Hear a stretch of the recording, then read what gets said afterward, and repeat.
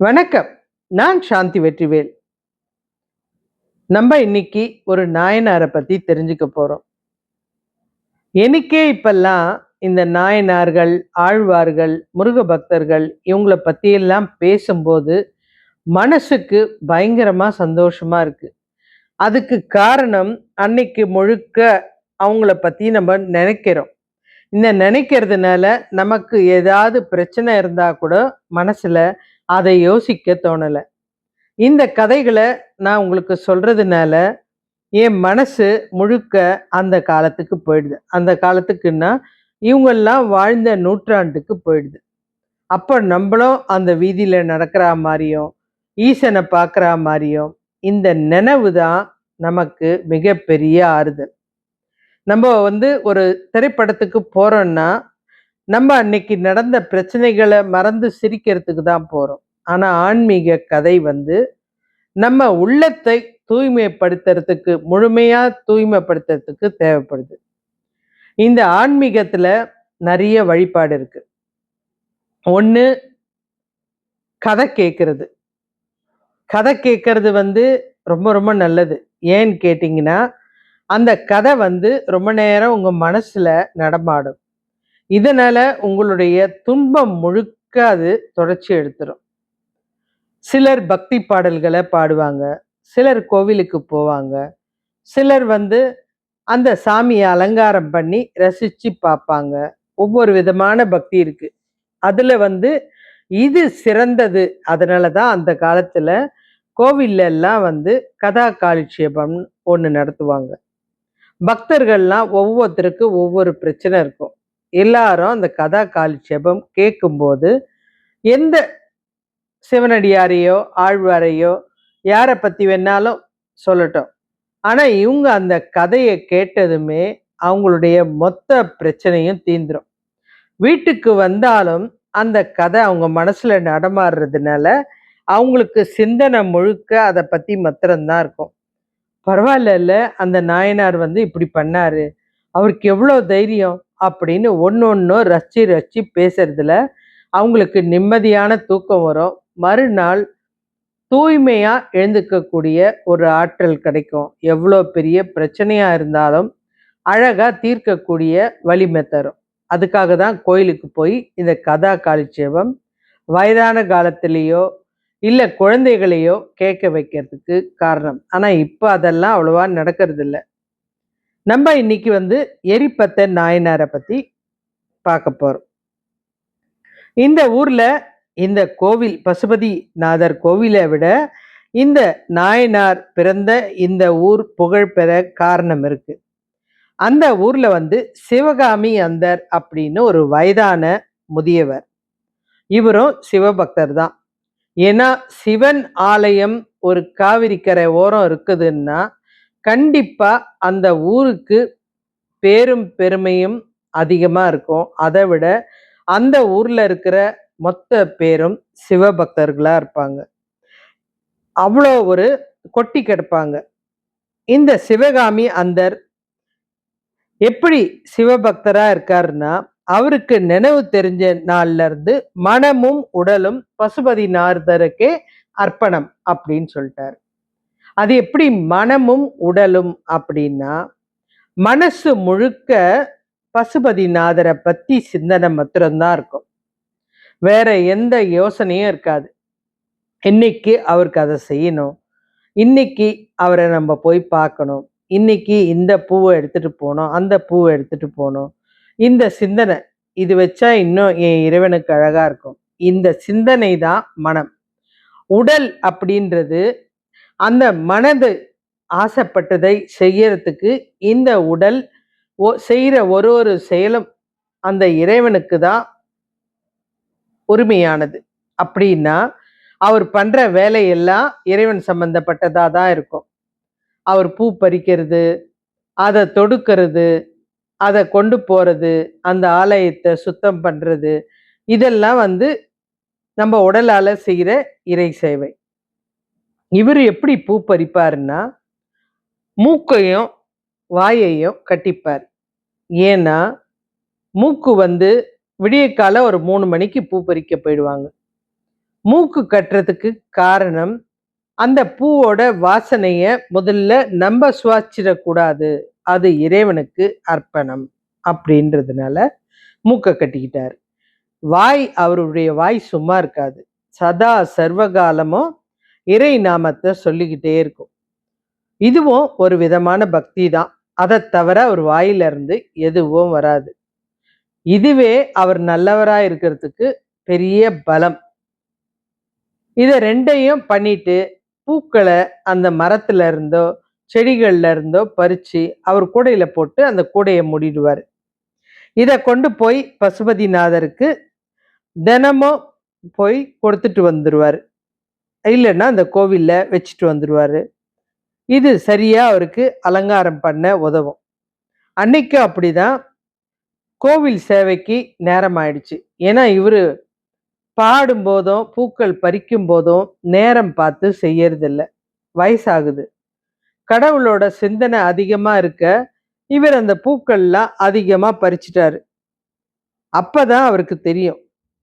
என்னுடைய சாமிக்கு இன்னைக்கு பூஜை நடக்க போதே, நான் கொஞ்சம் லேட்டா கிளம்பிட்டேனே அப்படின்னு வேகமா கிளம்புறாரு. அவருடைய நட வேகம் எடுக்குது. அந்த நேரம் அன்னைக்கு மகா நவமி கொண்டாட்டம். அதனால சோழ அரசனுடைய யானை காவிரியில நீராடுது. அது நீராடுறதுக்கு நகரத்து வழியா தான் வரணும். ஏன்னா அந்த காலத்துல இருக்கிற விலங்கு கூட பாருங்க எந்த அளவு பக்தியா இருக்குன்னு. இந்த யானை வந்தது சும்மா இல்ல. தைரியத்தோட அந்த சிவகாமி அந்தர் கையில இருந்த பூக்குடைய பிடிச்சு இழுக்குது. பூவெல்லாம் கீழே கொட்டுது. கொட்டின உடனே அதோட காலால நசுக்குது. காவலர்கள் ஏன் இந்த யானை இப்படி பண்ணுது அப்படின்னு அதை கட்டுப்படுத்துறதுக்கு எவ்வளோ முயற்சி செய்யறாங்க. ஆனா அது அடங்கல. ஆனா இந்த சிவபக்தருக்கு கோபம் வந்துருச்சு. இவங்களுக்கு கோபம் வராது. வந்துச்சுன்னா அது ஈசன் சம்பந்தப்பட்ட விஷயமா தான் இருக்கும். ஆனா அது மிருகத்தனமான கோபமா இருக்கும். கோபம் வந்தவர் சும்மா இல்ல. அழுது ஆர்ப்பாட்டம் பண்ணி கையில வச்சிருக்கிற அந்த இடத்துல பாருங்க, அந்த பக்தியில குழந்தையாவே மாறிடுறாங்க. கையில வச்சிருக்கிற கோலை எடுத்து யானையை அடிக்க ஓடுறாரு. வயதானவர்ன்றத மறந்துட்டாரு. ஆனா அவரால ஓட முடியல. அத்தனை பூவும் கீழே இருக்குது. அவருடைய மனசு கலங்கி போயிடுச்சு. பயங்கரமா உட்கார்ந்து ஓன்னு அழ ஆரம்பிச்சிட்டாரு. அதுலயும் இவர் அந்த அழறத அந்த மக்கள் எல்லாம் பார்த்து சடனா நின்னுட்டாங்க. இந்த விஷயம் எரிபத்த நாயனாருக்கு தெரிஞ்சிருச்சு. அவரும் ஒரு பயங்கரமான சிவபக்தர். அந்த ஊர்ல தான் இருக்காரு. ஆனா சிவபக்தர்கள் யாருக்காவது துன்பம்னா எங்க இருந்தாலும் ஓடி வந்துருவாரு. இவரு ரொம்ப மோசமான ஆளு. அப்படின்னா யாரு சிவனடியார்களை துன்பப்படுத்தினாலும் யார் ஏதுன்னு கேள்வியே கிடையாது. அவங்கள உடனே வெட்டிடுவாரு. அவருடைய காதுல இந்த சிவபக்தருடைய குரல் விழுது. ஐயோ சிவா, யானையோட தோலை இடுப்புல கட்டிட்டு எத்தனை பலமா இருக்கிற. ஆனா என்ன போல பலம் இல்லாதவங்களுக்கு நீ எவ்வளோ நல்லது பண்ற. ஆனா இன்னைக்கு ஒரு யானை என்னுடைய பூவை எடுத்துடுச்ச, அதுவும் நாசம் பண்ணிடுச்ச. நான் எப்படி போராடுவேன்? அதுவும் யாரோட யானை அது? அரசன் யானை. என்னால என்னய்யா செய்ய முடியும்? அப்படி இதை கேட்க யாருமே இல்லையா அப்படின்னு கதறி அழுகுறாரு. இந்த வார்த்தை தான் அந்த செவனடியார் காதுல விழுது. எரிபத்த நாயனாருடைய காதுல விழுது. உடனே வேகமா வீட்டுல இருந்து அருவாளை எடுத்துக்கிட்டு ஓடி வந்துட்டாரு. இந்த வயசான சிவபக்தரை முதல்ல தூக்கி நிறுத்திட்டு என்ன விஷயம் அப்படின்னு எல்லாம் தெரிஞ்சுக்கிட்டு, அந்த அவசரத்திலையும் பாருங்க தப்பு எங்கன்றத தீர்மானம் பண்ணிக்கிட்டு, கோபமா அந்த வாளை எடுத்துக்கிட்டு நேரா யானை கிட்ட போயிட்டார். எதிர்க்க இருக்கிறது யானைன்னு கூட தெரிஞ்சாலும் பயப்படாம போயிட்டார். போயிட்டு அவர் கையில வச்சிருந்த அந்த கோடாரியால யானைய வெட்டுறதுக்காக தூக்குறாரு. எவ்வளோ தைரியம் இருந்தா என் ஈசனுக்கு பறிச்சு வச்ச பூவ இந்த துதிக்க தானே எடுத்தது அப்படின்னு துதிக்கைய வெட்டினாரு. இந்த காலால தானே மிதிச்ச அப்படின்னு காலை வெட்டுறாரு.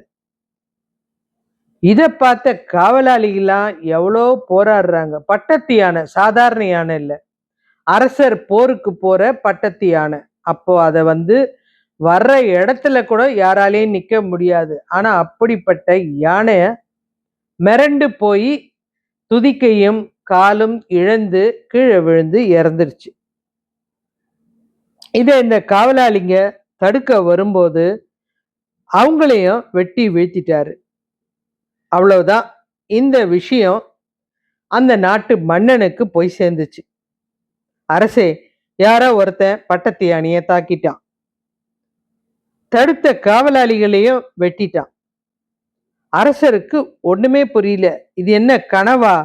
நான் என் நாட்டுல தான் இருக்கேனா? எனக்கு எந்த தகவலும் சொல்லாம எப்படி போர் எடுத்து வந்தாங்க?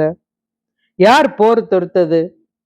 எனக்கு எந்த விஷயமும் புரியலையே அப்படின்னு கோபமா வாளை எடுத்துக்கிட்டு நேரா போருக்காக கிளம்பி வந்துட்டாரு. எங்க என் எதிரி அப்படின்னு வாளை ஓங்கும்போது காவலாளிங்க போராடிக்கிட்டே எரிபத்த நாயனார் இருந்த அந்த காவலாளி கிட்ட சண்டை போடுற இடத்த காமிக்கிறார். அதோ அந்த இடத்துலதான் அப்படின்னு சொன்னதுமே அரசர் பட்டத்தியான துதிக்க வெட்டி இறந்திருக்கிறத பாக்குறாரு. அவருக்கு மனசு கோபம். ஆனா அதே நேரம் அப்படியே அந்த நாயனார் முகத்தை பாக்குறாரு. அந்த கோபம் சட சட சடன்னு இறங்கிடுச்சு. காரணம், அந்த நாயனார் நெத்தியில வச்சிருந்த திருநீரு பட்டை, காவி உடை, இத பார்த்ததுமே இவர் நிச்சயம் ஒரு சிவபக்தராதான் இருக்கணும். இவரு தப்பு செய்ய வாய்ப்பே கிடையாது. எவ்வளவு நம்பிக்கை பாருங்க. ஒரு சிவபக்தர் கோவப்படுற அளவுக்கு இங்க என்ன நடந்தது அப்படின்னு இந்த அரசர் கேட்கிறாரு. ஏன்னா அரசரும் சிவபக்தர். அவங்க வாழற இடமே பசுபதிநாதர் கோவில் இருக்கிற அந்த ஊர் தான். என்ன நடந்தது? இங்க யாருமே கோபத்துல கூட நிதாரம் தவறல. எவ்வளவு பெரிய விஷயம் பாருங்க. அவரும் விஷயத்த கேட்கிறாரு. அந்த விஷயத்த சொன்னதுமே இந்த வயதான சிவபக்தர் தினமும் பூவை கொண்டு போய் பசுபதிநாதருக்கு போவாரு. இந்த யானை அவர் பூக்கூடைய பறிச்சு தீங்கு செஞ்சிடுச்சு, சிவ பூஜைக்கு ஒரு அநீதி பண்ணிடுச்சு. அதனாலதான் அந்த நாயனார் தும்பிக்கைய வெட்டினாரு, மிதிச்ச காலை வெட்டினாரு அப்படின்னு காவலாளிங்க விளக்கமா சொன்னாங்க. இதுல எங்களை வேற தாக்க வந்தாரு அப்படின்னு அவங்க சொன்னாங்க.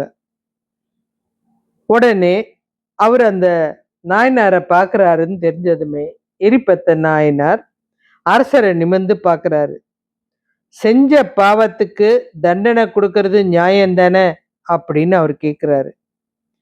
அரசர் சிறந்த சிவபக்தனா இருக்கிறதுனால எல்லா உண்மையும் புரிஞ்சுக்கிட்டு, ஐயா, நீங்க சொன்னது 100% சரி. நானே இந்த இடத்துல இருந்தா கூட இதை தான் செஞ்சிருப்பேன். நீங்க தப்பே பண்ணல. நீங்க வழங்கின தண்டனை நியாயம். ஆனா அந்த தண்டனை யானையை விட யானை உரிமையாளனான இந்த நாட்டு மன்னனுக்கு தான் கொடுக்கணும். நான் தான் இந்த யானையுடைய உரிமையாளன் அப்படின்னு தலையை குனிஞ்சு நிக்கிறாரு. அப்பதான் அந்த நாயனாருக்கு அந்த கோபம் தனியுது. ஏன்னா அரசருடைய நெற்றியும் வெறுமையா இல்லை, நெற்றி நிறைய விபூதி இருக்குது. அந்த பணிவு அவருடைய கோபம் இருந்த இடம் தெரியாம போயிடுச்சு. மன்னர் இறைவன் மேல வச்சிருக்கிற பக்தியை பார்த்துட்டு, ஐயா, உங்களுக்கு நான் தண்டனை கொடுத்தேன்னா அந்த ஈசனுக்கே கோபம் வந்துடும். நான் உணராம இந்த தப்ப செஞ்சிட்டேன், நீங்க தான் என்னை மன்னிக்கணும் அப்படின்னு நாயனார் சொல்றாரு. அரசர் என்ன சொல்றாரு? இல்ல இல்ல, நான் தான் என்னுடைய யானைய எப்படி வளர்க்கணும் அப்படின்னு தெரியாம தவறா வளர்த்துட்டேன். இல்லன்னா, அது இந்த மாரி பூஜைக்குரிய பூக்கள் மேல கை வச்சிருக்காது. என்னுடைய வளர்ப்பு சரியில்ல. நீங்க கண்டிப்பா எனக்கு தண்டனை குடுத்தா தான் மனசு ஆறுதலா இருக்கும்." அப்படின்னு சொல்றாரு. இவரு, "இல்ல, இல்ல நான் தண்டனை குடுக்க மாட்டேன். அப்படின்னா இந்த தண்டனை குடுக்க மாட்டேன்னா, எனக்கு உண்டான தண்டனைய நானே செஞ்சுக்கிறேன். என்ன நானே வெட்டிக்கிறேன்." அப்படின்னு அரசர் சொல்லும்போது, "அரசே, நீங்க இந்த நாட்ட ஆள்றவரு. அதுலயும் நீங்க சிறந்த சிவபக்தர். உங்களுக்கு துரோகம் செஞ்ச நான் தாங்க உயிரா இருக்கக்கூடாது. நான் தான் உயிரோட வாழக்கூடாது. ஏன்னா, இவ்ளோ நல்ல அரசர் வாழற ஊர்ல வந்து நான் நியாயத்த உங்ககிட்ட தான் சொல்லியிருக்கணும். நான் கையில எடுத்திருக்க கூடாது. இந்த தப்ப பண்ணதுக்கு நான் தான் என்ன வெட்டிக்கணும்." அப்படின்னு இந்த நாயனார் உடனே தான் வச்சிருந்த அந்த கத்தியால அவருடைய கழுத்தை வெட்டிக்க போறாரு. இந்த பாசமான சிவபக்தி போராட்டம் ஈ அதாவது இந்த இறைவனுக்காக, ஈசனுக்காக நடக்கிற இந்த போராட்டத்தை பார்த்து இறைவனால சும்மா இருக்க முடியுமா? உடனே நேரடியா அங்க வந்துட்டாரு. உங்களுடைய பக்தியுடைய மகத்துவத்த இந்த உலகத்துக்கு புரிய வைக்கணும்னு நினைச்சேன். அதுக்காக தான் இந்த விளையாட்ட நான் தான் விளையாடினேன். யானை தவறு செய்யல. அந்த யானைய தவறு செய்ய வச்சது நான் தான். ஏன்னா சில விஷயம் ரகசியமாவே மறைஞ்சிரும். இல்லைன்னா நமக்கு அந்த சோழ மன்னனையும் தெரிஞ்சிருக்காது. அந்த சிவகாமி அந்தரையும் தெரிஞ்சிருக்காது. இந்த எரிபத்த நாயனாரையும் தெரிஞ்சிருக்காது. ஈசன் ரகசியமா செய்யற சில செயல்களை உலகுக்கு தெரிய வைக்கணும்னா கண்டிப்பா ஏதாவது ஒரு விஷயத்த நடத்துவார் திருவிளையாடல. அந்த இடத்துல வந்து யோசிச்சு பாருங்க. அந்த யானை கூட அந்த தவறு செய்ய வாய்ப்பில்ல. அந்த யானைக்கு கூட இது பக்திக்காக பண்ற விஷயம். மிருகம்தான். ஆனா அந்த மிருகத்துக்கு கூட அந்த எண்ணம் இருக்கும்.